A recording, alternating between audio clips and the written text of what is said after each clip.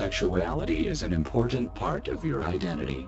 In evolved creatures, sexuality is a complex system that decides who does and does not reproduce. Sexuality maintains quality in evolution. Different sexes take on different traits, as they compensate each other and function as a team.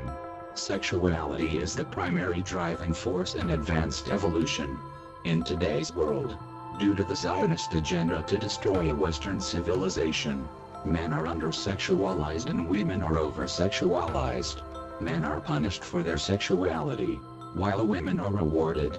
The reason is because women are the weaker sex and easily manipulated. The Zionist agenda exploits the weak to attack the strong. The division between men and women is due to the banishment of masculinity and the promotion of feminism. I say feminism, and not femininity, because feminism is not femininity. Feminism is the exploitation of women, turning them against men in an effort to become like men. The result of the division between the sexes is a drop in the number of children in Western countries, to the point of them having each generation.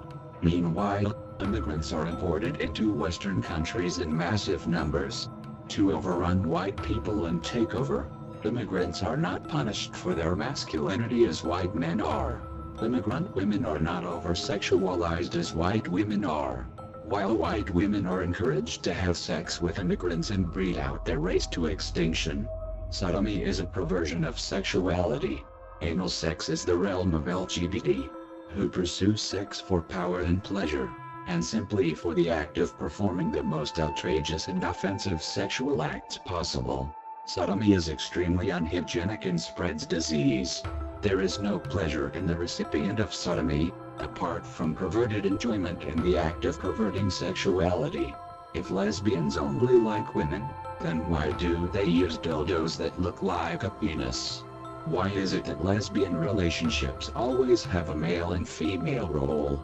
Most lesbian relationships are violent, because lesbians are women pretending to be men, each fighting for dominance. There is a myth that homosexuality exists in nature. It does not. Homosexual behavior in animals is a corruption of their nature, the result of a power struggle for dominance. This behavior is no different to cancer. Cancer is not a part of nature, but the corruption of DNA in the same way. Homosexuality and all other perversions of sexuality are the result of corrupting nature. Homosexuality is not widespread in the animal kingdom. It is limited to beta males who fail in the obsessive pursuit of dominance. Homosexuality is nature's cancer. Normal sexuality can be defined by traditional Western roles as they were before the Zionist agenda, before there was feminism and the LGBT movement. The West is by far the most advanced part of the world, and that is attributed to their connection to evolution.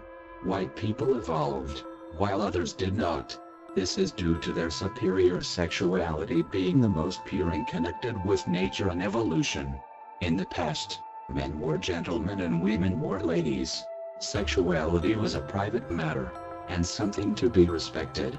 This is in contrast to examples like Islam, where women are extremely oppressed and selective men have dozens of children to many wives. Muslims are excessively violent and disruptive to society, because they evolved that way through an ideology that corrupted sexuality. The traditional Western gender roles are in harmony with nature, and reflect the same dimorphism that exists in many other evolved species, where men are men and women are women. To be a man is to put the welfare of others ahead of yourself, to work hard and be a leader, to protect women and children, to be courageous, open and unyielding, to be a risk taker, to be strong and confident, to be a gentleman, to be direct about their sexuality. To be a woman is to be soft, gentle and humble, to be a nurturer, to take care of children and the elderly, to maintain their home, to be a peacemaker, to avoid risks, to be frail and dainty, to be a lady, to be reserved and protective of their sexuality.